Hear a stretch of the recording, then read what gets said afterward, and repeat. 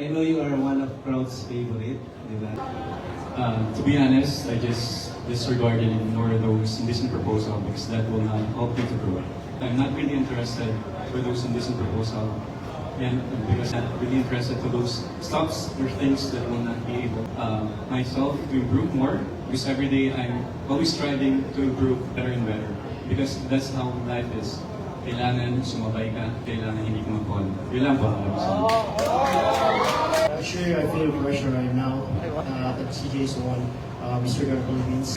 Pero isa yun sa pinibigyan ko lakas na kailangan kong gawin ito at dapat kong gawin ito para maitagulit ko ang ating personality at maging katulad ni CJ na Miss Next Mr. Grand Philippines. Thank you so much. I know you can do it.